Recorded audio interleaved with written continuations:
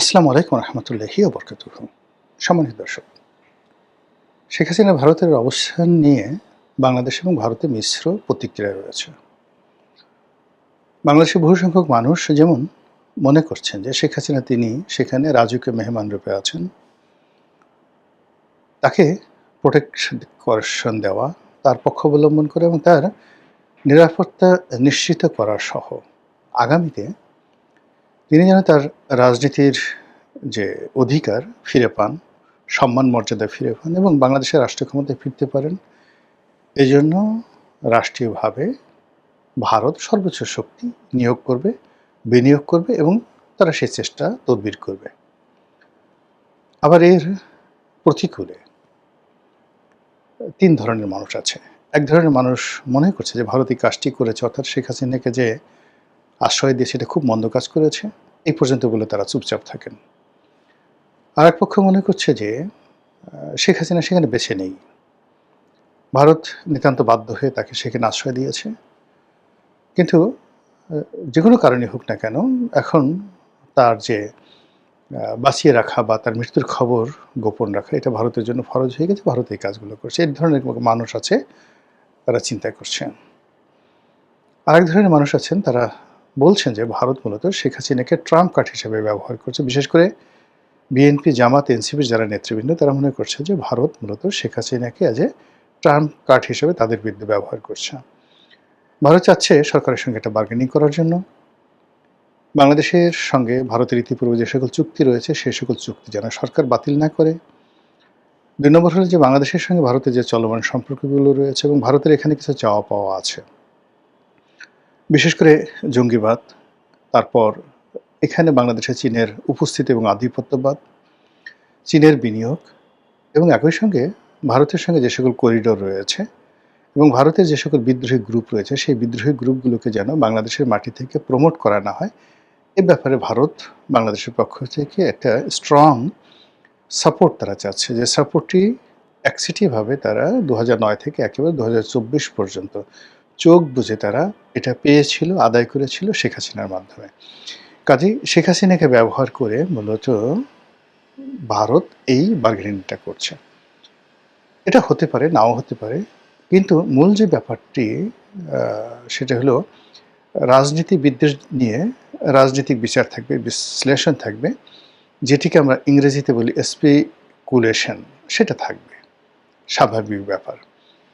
কিন্তু সমাজের যারা বুদ্ধিজীবী তারা যদি ইন্টেলেকচুয়ালি করাপ্টেড হয়ে যায়, তারপরে রাষ্ট্রের চতুর্থ স্তম্ভ বলে বিবেচিত সংবাদপত্রগুলো যখন কোনো একটি সংবাদকে ধামাচাপা দেয় এবং নতুন একটি সংবাদ তৈরি করে, তখন সেটি পুরো রাষ্ট্র ব্যবস্থাকে, রাষ্ট্রের বিধি ব্যবস্থাকে, রাষ্ট্রের স্বাধীনতা এবং সার্বভৌমত্বকে হুমকির মুখে ফেলে দেয়। শেখ হাসিনার পতনের যে সকল মূল কারণ ছিল, যেগুলো ধীরে ধীরে ধীরে ধীরে ধীরে তাকে পতনের দিকে নিয়ে গেছে, এই কাজটি শুরু করেছিল সাংবাদিকরা। তার পক্ষে নানা রকম ন্যারেটিভ তৈরি করত, তাকে জ্ঞানী, মহাজ্ঞানী, পৃথিবীর শ্রেষ্ঠ, সৎ, সবচেয়ে বেশি পরিশ্রমী, নানা রকম উপাধি, মানে ১ সপ্তাহ পর পর নিত্য নতুন উপাধি সাংবাদিকরা তাকে না দেওয়া পর্যন্ত তাদের ঘুম হারাম হয়ে যেত। অধিকন্তু যখন তিনি সংবাদ সম্মেলন করতেন, ওটা তার একটা মানসিক রোগে পরিণত হয়েছিল। সাংবাদিকরা সেখানে যেতেন, প্রশংসাসূচক বক্তব্য দিতেন, ৩ ঘন্টা ৪ ঘন্টা, সেখানে একটা it's a relaxation, just like a cinema. এরকম একটা ঘটনা গণভবনে ঘটত এবং এই ঘটনার ফলে ধীরে ধীরে ধীরে ধীরে তিনি সত্য থেকে বিচ্যুত হয়ে যান। তার যে সকল নেতাকর্মীরা তার সামনে গিয়ে সত্য উচ্চারণ করতেন, তাদেরকে তিনি শত্রু ভাবতে শুরু করেন এবং অনেকের জন্য গণভবনের দরজা বন্ধ হয়ে যায়। এরপর দ্বিতীয় স্তরে তার নেতাকর্মী, তার মন্ত্রী, তার এমপি, যাদের সঙ্গে তিনি নিয়মিত যোগাযোগ করতেন এবং সকলের আপা হিসাবে, বোন হিসাবে তিনি যে শ্রদ্ধার আসনটিতে ছিলেন, সেই জায়গা থেকে তিনি হয়ে গেলেন আমলাতন্ত্রের স্যার। তার প্রাইভেট সেক্রেটারি, তার এপিএস, তার প্রেস সেক্রেটারি, তার মুখ্য সচিব, তাদেরকে পাত্তা না দিয়ে, ডিজিএফআই প্রধানকে পাত্তা না দিয়ে, ওখানে যারা এসএসএফ এর কর্মকর্তা ছিলেন তাদেরকে ক্ষেত্র বিশেষে ঘুষ না দিয়ে অনেক মন্ত্রী এবং এমপি শেখ হাসিনার দরবারে উপস্থিত হতে পারতেন না। এবং শেষ দিকে দেখা গেল যে বেশিরভাগ মানুষ, ওনার দলের একান্ত আপনজন, দোয়া, কুনুত, আয়াতুল কুরসি ইত্যাদি পড়ে বুকে ফু দিয়ে শেখ হাসিনার সামনে যেতেন। এর কারণ হলো যে কোনো কারণেই হোক তার মধ্যে একটা ভাব জন্ম নিয়েছিল যে তিনি সবাইকে দয়া করছেন। তার সাহায্য নিয়ে তার দলের সব লোক বেঁচে আছে। তিনি বাংলাদেশের জন্য অপরিহার্য। তিনি যদি কারো উপর থেকে দয়া উঠিয়ে নেন, মুহূর্তের মধ্যে সেই লোকটি যাকে বলা হয় শেষ হয়ে যাবে। এরপরের বক্তব্যটা হলো তার দলের বেশিরভাগ লোক নয়, সব লোক চোর এক্সেপ্ট সে। তিনি বলেছিলেন যে একমাত্র আমি ছাড়া এই দলের মধ্যে অন্য কেউ বিশ্বাসযোগ্য বা সৎ নেই। তো এই যে তার যে বক্তব্য, এই বক্তব্যের ফলে কি হলো, পুরো দলটিকে তিনি চোর বানিয়ে দিয়েছিলেন। এখন এই কথা তিনি কেন বলেছেন, কিভাবে বলেছেন সেটা পরবর্তী ব্যাপার। কিন্তু এইভাবে যে এই যে দূরত্ব তার তৈরি হয়ে গেল নেতা এবং কর্মীর সঙ্গে, একেবারে শেষ সময়টা পর্যন্ত ইট ওয়াজ ফরমাল। এবং আজকের দিনে যে ঘটনাগুলো ঘটছে দিল্লিতে, কলকাতাতে, সব জায়গাতে, এটারই ধারাবাহিকতা। এখন যারা কাজকর্ম করছেন তারা মূলত পদপদবী এবং মনে করছেন যে শেখ হাসিনা ছাড়া আমাদের আসলে কোনো রক্ষা নাই। শেখ হাসিনা আছে তো আমরা আছি, শেখ হাসিনা বেঁচে থাকলে আমরা বেঁচে থাকবো, না থাকলে থাকবো না। এবং এই লোকগুলোকে নিয়ে কেন্দ্র করে যদি কখনো শেখ হাসিনা বাংলাদেশে ফিরে আসেন, তার যে সফলতা এবং তার যে কর্মতৎপরতা অতীতের যে কোনো সময় আসছে আরও 100 গুণ খারাপ হয়ে যাবে। অন্যদিকে এই বাংলাদেশে যারা আছেন তারা প্রায় সবাই মোরাল ক্যারেজ হারিয়ে ফেলেছেন। সামনে এসে আমি আওয়ামী লীগ করি এই কথা বলে 32 নম্বরে গিয়ে সামনে দাঁড়াবে, বঙ্গবন্ধু এভিনিউতে দাঁড়াবে, এমন কোনো শক্তি বাংলাদেশে নেই। No leaders, no workers. এরপর যদি ধরেন যে সবাইকে অর্গানাইজ করবে দেশের মধ্যে, আপনি 1000 কোটি টাকা দিয়েও কোনো নেতাকে, বাংলাদেশে যারা আছেন এই মুহূর্তে আওয়ামী লীগের অনেক নেতা আছেন যাদের ক্লিন ইমেজ আছে, নেত্রী যদি তাদেরকে বলেনও যে ঠিক আছে তোমাকে সেক্রেটারি বানানো হলো, এমনকি তোমাকে সভাপতি বানানো হলো, তুমি আওয়ামী লীগের অফিসটিকে খুলো, এরকম সৎসাহসওয়ালা বাংলাদেশে একজন নেতা এই মুহূর্তে জেলের মধ্যেও নেই, জেলের বাইরেও নেই। তাহলে শেখ হাসিনার যে ভবিষ্যতের রাজনীতি, সেই রাজনীতিটা হতে হবে অলৌকিক, হতে হবে এমন চাপিয়ে দেওয়ার মতো। ভারত এসে চাপিয়ে দিল, বা বাংলাদেশে এরকম কোনো ঘটনা ঘটলো যে ঘটনার বিনিময়ে শেখ হাসিনার দেশে ফেরা বা তার উপস্থিতিটা অনিবার্য হয়ে পড়লো। কিন্তু যদি নর্মাল রাজনীতির যে ফেনোমেনা ধরেন, সেই ফেনোমেনাতে তার ফিরে আসা, রাজনীতির যাকে বলা হয় হাল ধরা, এটি আমরা ম্যাথমেটিক্যালি ক্যালকুলেশন করে বলতে পারবো না। তো এইভাবে যদি আপনি সব কিছু বলতেন বা বর্ণনা করতেন, সেটা একটা রাজনৈতিক বিশ্লেষণ হতো। কিন্তু বাংলাদেশের কিছু পত্রিকা এবং ভারতের মোদি বিরোধী, বিজেপি বিরোধী কিছু পত্রিকা যেভাবে শেখ হাসিনাকে নিয়ে নির্মম এবং নিষ্ঠুর তুচ্ছ এবং তাচ্ছিল্য করছেন, যেভাবে তার সম্পর্কে মিথ্যা তথ্য ছড়াচ্ছেন এবং তাকে হেয় করতে গিয়ে মূলত অপতথ্য যেভাবে সামনে নিয়ে এসেছেন, এতে করে ভারত সরকার শেখ হাসিনার প্রতি তাদের যে সমর্থন, সেই সমর্থনটা আরও রেজিমেন্টাল হয়ে যাচ্ছে। 2 নম্বর হলো যে আওয়ামী লীগ এবং শেখ হাসিনার যে অস্তিত্ব, এটি প্রয়োজন অপ্রয়োজন বা যতটুকু আসুক এদিকে গুরুত্ব দেওয়ার জন্য সরকারের যে সিক্স সেন্স থাকা দরকার, এই অপপ্রচারের ফলে সেই সিক্স সেন্সগুলো নষ্ট হয়ে যাচ্ছে। যেমন ধরুন আপনার সামনে একটা গোকরা সাপ আছে বা একটা রয়্যাল বেঙ্গল টাইগার আছে, আশেপাশের সব লোক 200 থেকে 300 লোক দাঁড়ানো, সবাই বলল যে এই গোকরা সাপটা মূলত একটা কেঁচো। আপনার দৃষ্টি ভ্রম হয়েছে, আপনি ভুল দেখছেন। আর এই যে বাঘটা দেখছেন, এটা আসলে বাঘ না, এটা একটা মেসো বাঘ বা একটা বিড়াল। এভাবে 200-300 লোক যদি বারবার বলতে থাকে, একটা সময় আপনি বিভ্রান্ত হয়ে যাবেন এবং আপনার কাছে মনে হবে আসলে ওটা কেঁচো বা আসলে ওটা মেসো বাঘ বা একটা বিড়াল। ফলে কি হলো, যখন আপনাকে গোকরা সাপ আক্রমণ করবে, মেসো বাঘ আক্রমণ করবে, আপনার দৃষ্টিতে আপনার দৌড় দিয়ে পালানোর মতো সময় বা হিম্মত আপনার থাকবে না।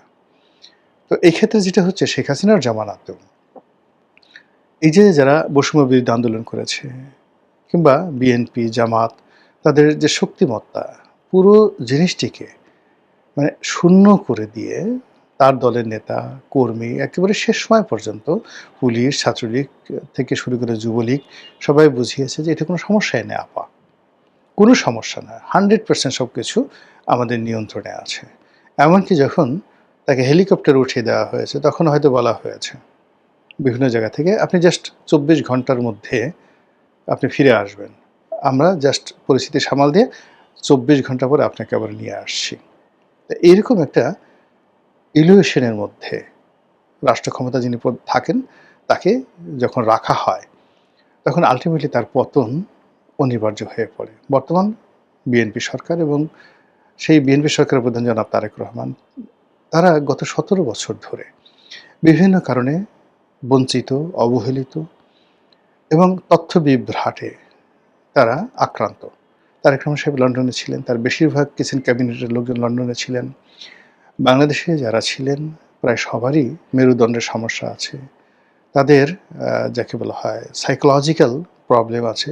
এর কারণে ১৭টি বছর ধরে অর্থনৈতিকভাবে তারা পঙ্গু হয়ে পড়েছিলেন, সামাজিকভাবে তারা অপদস্থ হয়েছেন এবং জেল, জুলুম, হত্যা, হুলিয়া, গুম ইত্যাদির মাধ্যমে তাদেরকে এমন একটা মানসিক অবস্থার মধ্যে ফেলে দেওয়া হয়েছে যে এই সরকারের পতনের পর, মানে আওয়ামী লীগ সরকারের পতনের পর কি হলো, যখন এই ছাত্ররা বিজয়ী হলো, তখন বড় বড় বিএনপির নেতা তারা আবেগে কেঁদে দিয়েছিলেন, ভেউ ভেউ ভেউ ভেউ করে শিশুর মতো তারা কেঁদে দিয়েছিলেন।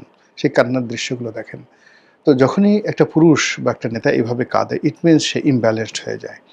এখন সেই ইমব্যালেন্স, ধরেন একটা গাড়ি আছে বা একটা ঘড়ি আছে বা যে কোনো একটা যন্ত্র আছে, সেই যন্ত্রটা যখন এলোমেলো হয়ে যায়, আপনি তাকে যতই রিপেয়ার করেন না কেন, সে আর আগের অবস্থাতে, নতুন অবস্থাতে ফিরে যায় না। তো বিএনপির নতুন প্রাণ তৈরি হবে হয়তো আরও ১০ বছর পরে, কিন্তু পুরনো যে প্রাণগুলো রয়েছে সেই পুরনোগুলোর প্রাণ, এটা যদি গাড়ির সঙ্গে তুলনা করেন, তার সিবি জয়েন্ট প্রবলেম হয়ে গেছে, সাসপেনশনে প্রবলেম হয়ে গেছে, তার স্টিয়ারিংয়ে প্রবলেম হয়ে গেছে, বল বিয়ারিংয়ে প্রবলেম হয়ে গেছে, টায়ার নাই, তারপর শেষে চাকার অবস্থা, চাকা টাল হয়ে গেছে, সিটগুলোতে সব মানে মানে উই পোকা ধরেছে। এই অবস্থাতে আপনি দীর্ঘ পথ পাড়ি দিবেন সেই গাড়িতে করে, এটা অসম্ভব একটা বিষয়।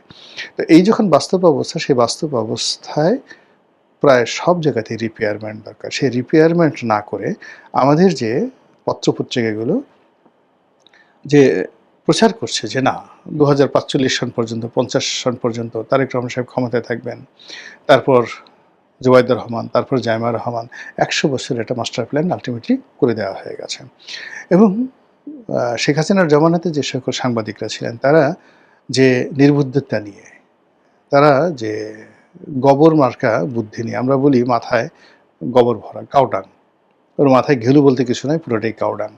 তো শেখ হাসিনার জামানাতে যদি কাউডাংয়ের পার্সেন্টেজ, অর্থাৎ মাথার মধ্যে যে নিউরন আছে, রক্ত আছে, মাংস আছে, মস্তিষ্ক আর যে চর্বি আছে, 90% চর্বি, তো সেখানে যদি অ্যাটলিস্ট শেখ হাসিনার জামানাতে 50% কাউডাং থাকে, মানে গোবর থাকে, এখন 99% কাউডাং রয়ে গেছে যারা এই সরকারকে অন্ধভাবে সমর্থন করছেন।